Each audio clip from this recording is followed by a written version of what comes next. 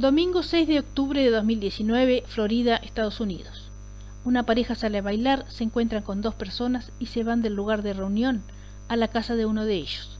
Entre ellos se encuentra Wade Wilson, un joven que en ese momento tenía 25 años de edad, su novia Melissa y un amigo de ambos llamado Jason. Llegan al lugar dos chicas, Christine Melton de 35 años y Stephanie. Wade invita a su novia para ir a la casa de Jason, pero ella no acepta y se va a su casa. Entonces Wade, Stephanie, Jason y Christine se van a la casa de Jason. Wade y Christine habían tenido afinidad desde el principio, por lo que después Christine lo invita a Wade a irse a su casa. Ella no tenía noción de quién era este joven, qué pasaba por su mente y cuál sería su destino. Lo llevó a su casa y pasaron la noche juntos.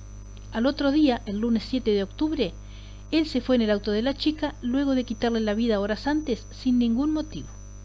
Por el camino encontró a una mujer de 43 años que iba a su trabajo y también decidió privarla de su vida de la manera más atroz y sangrienta. Los dos crímenes los realizó por el solo hecho de matar, destrozando la vida de familias inocentes para siempre. Hoy les presento el caso de Wade Wilson, el asesino de Deadpool. Recibió ese apodo por compartir el mismo nombre con el personaje de los cómics de Marvel, Wade Wilson. Hola, ¿qué tal amigas y amigos? Bienvenidos nuevamente a nuestro canal a ver un nuevo video, un nuevo caso. Para comenzar quisiera agradecerles por apoyarme, ya que así me permiten seguir creando contenido. Si el material que les estoy ofreciendo les parece informativo, los invito a que le den me gusta y si lo desean también pueden suscribirse. De esa manera me estarían ayudando mucho. También los invito a dejar sus comentarios, teniendo en cuenta siempre que al hacerlo debe ser de manera respetuosa, principalmente hacia la víctima y sus familiares. Sin nada más que agregar, comencemos. Wade Stephen Wilson nació en Florida, Estados Unidos, el 29 de mayo de 1994. Hijo de padres adolescentes. Su padre tenía 16 años y su madre 15 en el momento de su nacimiento. En esa etapa de su vida, la madre de Wade pasaba por un periodo de trastorno de salud mental, además de ser consumidora de sustancias ilícitas. Fue por eso que resolvió darlo en adopción. Los abuelos maternos de Wade concurrían asiduamente a una iglesia de su comunidad, donde conocieron al matrimonio formado por Candy y Steve Wilson, y fueron ellos quienes luego decidieron adoptar a Wade cuando aún era un bebé. Sus padres adoptivos dijeron de él que siempre fue un niño muy centrado, educado y prudente, pero a partir de sus 13 años comenzó a cambiar. Al parecer se volvió consumidor de sustancias ilícitas, lo que cambió su conducta de manera abrupta. Comenzó consumiendo esporádicamente, pero como era de esperar, ese consumo se tornó después cada vez más frecuente. Fue así que comenzó a tener alucinaciones y a padecer paranoia. En una ocasión dijo que en el garaje de su casa había una entidad maléfica, en otra ocasión se sentía perseguido y hostigado por la gente, pidiendo a sus padres que cerraran todas las ventanas de su casa. Su conducta cambió también en el colegio donde estudiaba, por lo que en varias ocasiones fue suspendido por mala conducta, además de vender allí sustancias ilícitas. Cuando tenía 20 años tuvo un accidente de tránsito, chocando con un árbol y provocándole heridas serias en la cabeza. Algunos de sus compañeros del colegio donde asistió y finalizó sus estudios en el año 2012 dijeron que Wade no reconocía ninguna autoridad en el centro de estudios y por ese motivo fue suspendido en varias ocasiones y en una de ellas fue expulsado del mismo. Entre las cosas que hacía estaban vender hierbas ilícitas en el colegio y en una oportunidad prendió fuego el papel higiénico en el baño del recinto escolar. En otra ocasión tomó el auto de sus padres sin permiso y desapareció durante 3 días. Su conducta era bastante atípica y al parecer no tenía límites en cuanto a su comportamiento y respeto por quienes lo rodeaban, ya sea su familia, sus padres o sus compañeros de colegio. Una de sus compañeras dijo que cuando tenían 13 o 14 años, ambos fumaban marihuana en un bosque cercano al colegio antes de entrar a clases y que en realidad nunca sintió que estuviera en peligro con él, aunque tampoco era un buen chico. Dijo que fumaban a diario y a veces eran solo ellos dos y en ocasiones los acompañaba la chica que era su novia en ese momento. Dijo también que aunque él tenía una novia, en los momentos que no estaba con ella coqueteaba con otras. Otro compañero dijo de él que era un chico problemático y que siempre traspasó los límites en cuanto a las locuras que hacía, como por ejemplo ingresar a viviendas y entrar en autos, lo que hacía por el simple hecho de hacer, porque no obtenía ningún beneficio económico al hacerlo, ya que según él lo hacía porque le gustaba y se divertía. Tiempo después de salir de secundaria, comenzó una relación amorosa con una chica llamada Melissa Montanés, quien era propietaria de un spa y tenía 41 años. Cuando hacía 2 meses que habían comenzado con esa relación, él la agredió, ella lo denunció a la policía y se lo llevaron detenido. Estuvo detenido por ese motivo durante 30 días. Pero transcurrido ese tiempo debió ser transferido a otra prisión para cumplir otra pena que tenía pendiente a causa de 2 crímenes que había cometido anteriormente. Fue por esto que estuvo en prisión un total de 3 meses. Pero cuando salió de prisión retomó su relación con Melissa. Durante la relación entre Wade y Melissa, él la agredió en reiteradas oportunidades. Dijo ella luego que en una ocasión ellos estaban en el auto y comenzaron a discutir, por lo que él la tomó del cuello y le presionó tanto que hizo que ella se desmayara. Paso seguido la llevó a un lugar aislado y abusó de ella, según él, para darle una lección. A pesar de esto, continuaron con la relación. El domingo 6 de octubre de 2019, Wade y Melissa decidieron ir a un bar en Florida llamado Buddha Life. Allí se encontraron con un joven llamado Jason, quien era conocido de Wade y vivía cerca del bar. Wade quería ir a la casa de Jason a continuar bebiendo y fumando hierbas, pero Melissa no quería, entonces discutieron. En ese mismo bar conocieron a 2 chicas, Christine, de 35 años, quien era camarera, y Stephanie, quienes eran amigas. Luego Melissa se fue del bar y se fue a dormir a la casa de una amiga. Quedaron Jason, Wade, Cristina y Stephanie. Decidieron irse de los 4 a la casa de Jason a continuar bebiendo y consumiendo sustancias. Se fueron en el auto de Melissa porque Wade había quedado con las llaves del mismo. Pero quien condujo el auto fue Jason porque Wade no sabía conducir autos manuales, solo eléctricos.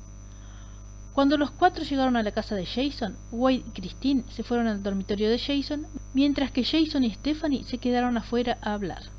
Poco después, Wade decidió que quería irse a la casa de Christine para pasar la noche así, por lo que le pidió a Jason que lo llevara porque él no sabía conducir ese auto. Jason llevó a Stephanie a su casa, donde la dejó, luego llevó a Christine y a Wade a la casa de Christine. Al otro día, el lunes 7 de octubre, Melissa despertó y vio que Wade le había enviado varios mensajes diciéndole que quería hablar con ella. Entonces ella decidió encontrarse con él en su spa y les pidió a sus amigas que la acompañaran porque tenía miedo de la reacción que podía tener Wade. Como era de esperar, Wade se mostró furioso porque ella se había ido la noche anterior. Ella pensaba que él había ido en su auto, pero no fue así. Él fue en un auto Nissan negro. Wade le dijo a ella que entrara en el auto y ella se negó. Por eso él la jaló del vestido, haciendo que éste se rasgara. Luego la tiró en el piso y comenzó a golpearla. Paso seguido la llevó al piso de arriba y continuó golpeándola hasta que ella logró escapar, corrió hacia una tienda cercana, pidió ayuda y llamó a la policía. Wade huyó del lugar y al llegar la policía, Melissa les dijo que él era su pareja y que la había atacado, brindando la mayor cantidad de información posible para que fuera identificado y detenido lo antes posible. La policía comenzó la búsqueda y lo encontró en el auto negro. Los policías se dispusieron a hablarle para detenerlo, él los miró, aceleró y huyó nuevamente. Entonces comenzó una persecución para detenerlo por las agresiones a Melissa. Hasta ese momento no se sabía lo que había hecho en la casa de Christine. Durante la persecución, él abandonó el auto y huyó. Los policías encontraron el auto abandonado, notando que dentro de él habían muchas manchas de sangre. Cuando verificaron las placas del mismo, pudieron comprobar que la propietaria del auto era Christine Melton. Trataron de contactarse con Christine, pero ella no atendía el teléfono. Entonces llamaron a una prima suya, la que les dijo a las autoridades que quien debía saber de su paradero era su amiga Stephanie. Fue así que Stephanie le dijo a la policía que la noche anterior Christine había estado con Wade.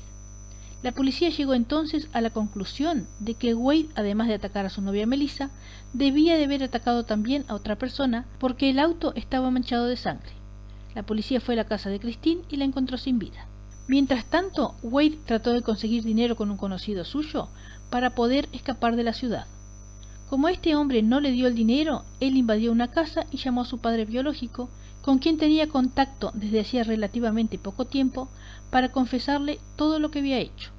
Wade llamó entonces a su padre, quien estaba en su trabajo, y le dijo: «Soy un asesino». Pero su padre no le dio mucha importancia y le dijo que después lo llamaba porque en ese momento estaba ocupado. Wade siempre estaba inventando historias y fue por eso que su padre no le prestó atención en ese momento. Más tarde lo volvió a llamar y le dijo lo mismo. pero su padre tampoco le creyó. Pero la tercera vez que lo llamó, aproximadamente a la hora 22 de ese mismo día, su padre le prestó más atención.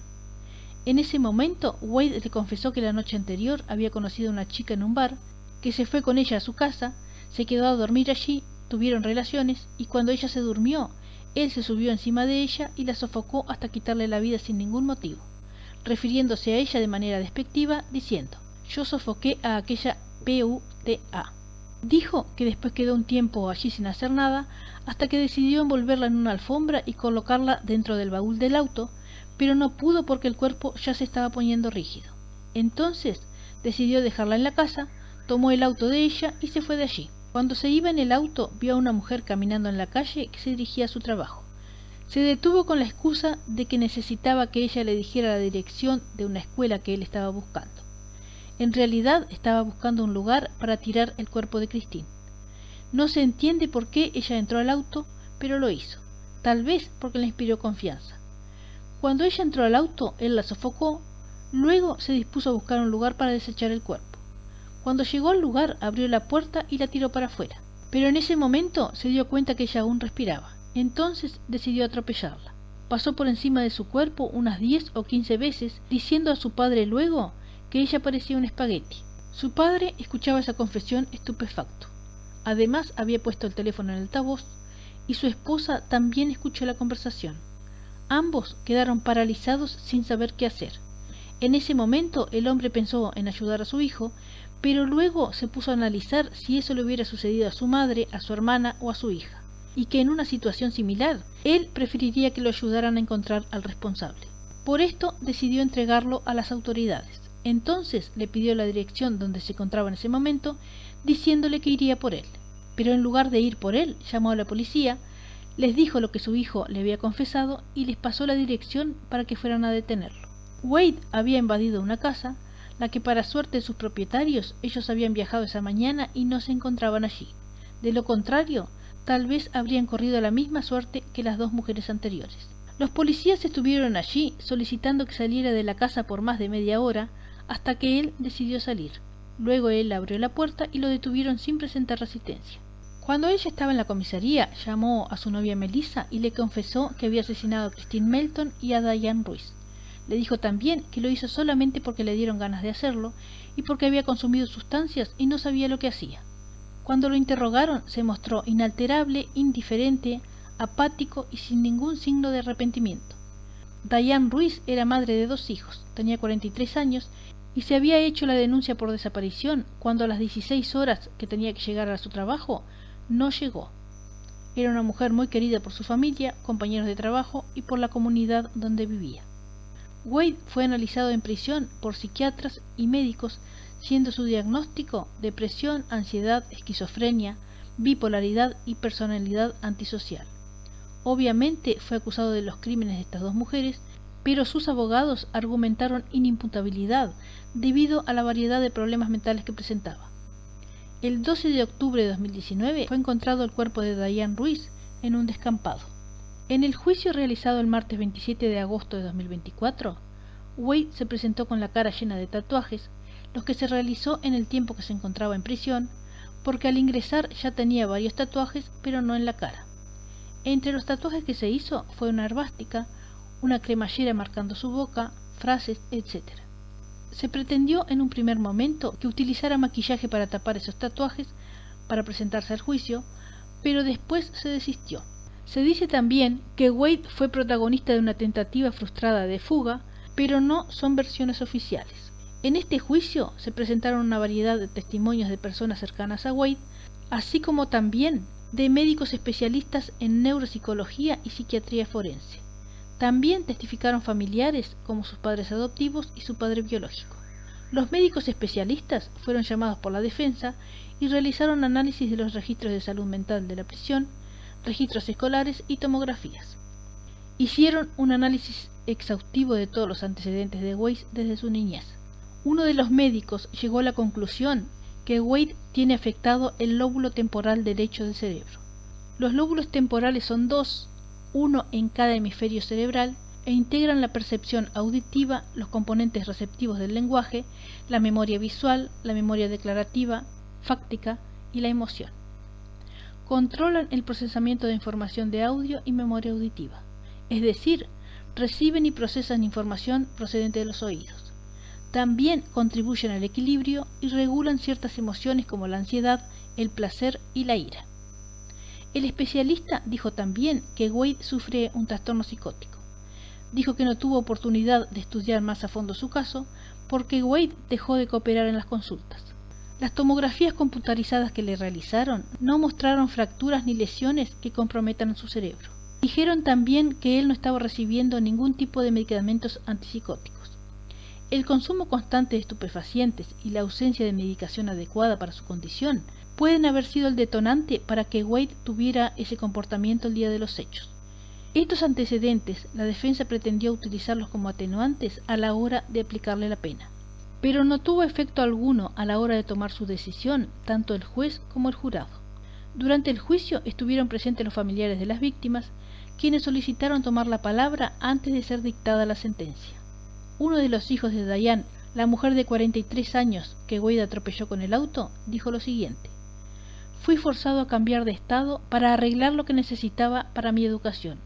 Me fui lejos de Florida porque sabía que iba a realizar grandes cosas y me rehusé a decepcionarla aún después de su fallecimiento, porque eso me ayuda a seguir adelante todos los días.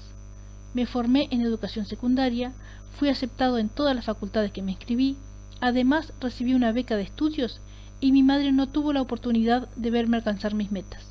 Tampoco tendrá la oportunidad de verme graduarme en la universidad, ni asistir a mi boda, y tampoco podrá ver cuando consiga mi primer empleo luego de graduarme». En esta audiencia también se incluyeron dolorosas descripciones de las lesiones sufridas por ambas víctimas.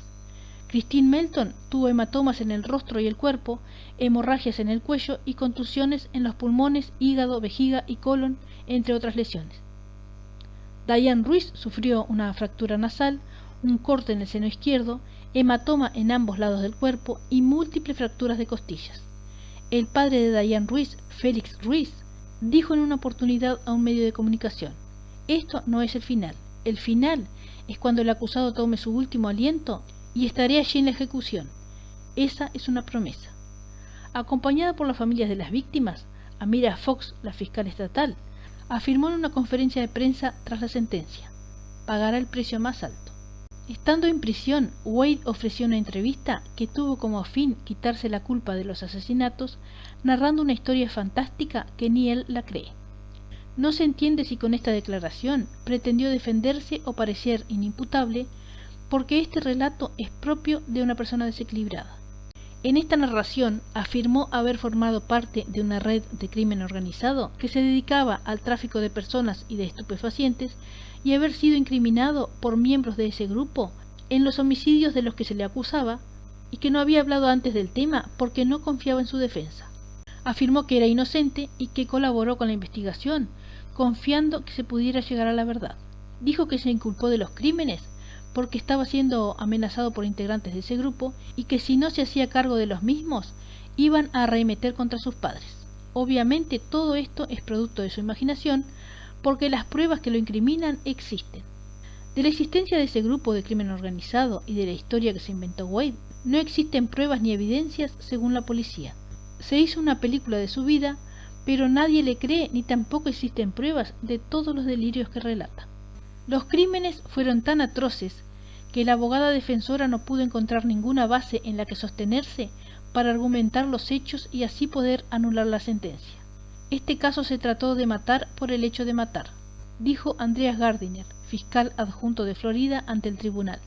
El estrangulamiento es epítome de la vida que se le escapa de las manos a alguien, agregó. A pesar de haber cometido 2 crímenes aberrantes durante los 5 años que estuvo en prisión antes de ser sentenciado, miles de fanáticos del asesino le enviaban cartas de amor y contenido erótico. Además de eso, lograron recaudar la suma de más de $25.000 para ayudar a pagar su defensa.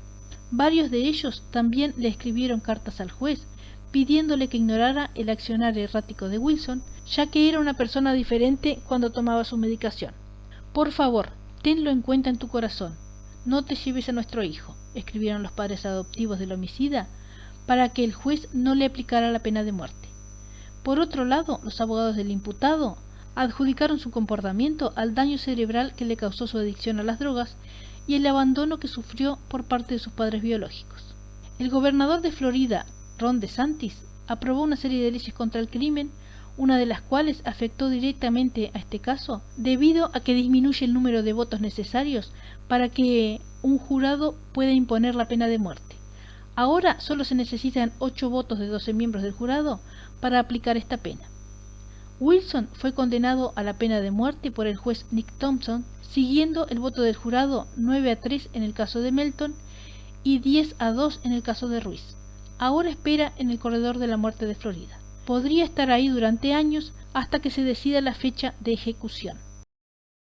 Hasta aquí el caso de hoy, un caso aterrador debido a la crueldad de los asesinatos por parte de este ser humano que tiene una mente cruel, diabólica y maléfica. No se encuentran las palabras adecuadas para describir su personalidad. Cometió estos crímenes solamente por el hecho de hacerlo, sin ningún motivo, aunque no deberían existir motivos para decidir privar de la vida a otras personas. Las mujeres a las que le quitó la vida no tenían ningún tipo de relación con él. A la primera, Christine, la conoció esa noche, decidió ir a su casa a pasar la noche con ella, y cuando ella se durmió la estranguló simplemente porque se le ocurrió en ese momento. La otra mujer cayó en las manipulaciones de este psicópata que la hizo creer que estaba buscando una dirección y ella pretendió ayudarlo. También terminó con su vida de una manera extremadamente cruel. Luego llamó a su novia y a su padre para relatar lo sucedido sin ningún remordimiento. Una mente retorcida que no merece ver la luz del sol nunca más en su vida. La sentencia ha sido justa y solo se espera la fecha para ser ejecutada. Sin nada más que decir, me despido de ustedes esperando que tengan una excelente jornada. Los invito también a realizar comentarios y si lo hacen les pido que lo hagan con respeto, principalmente hacia las víctimas y sus familiares. Si desean suscribirse se los agradezco, ya que de esa manera me estarían ayudando mucho. También si tienen sugerencias de otros casos para ser realizados en este canal serán muy bien recibidas y las tendré siempre en cuenta. Nos veremos nuevamente en un próximo video. Cuídense mucho, hasta pronto, gracias.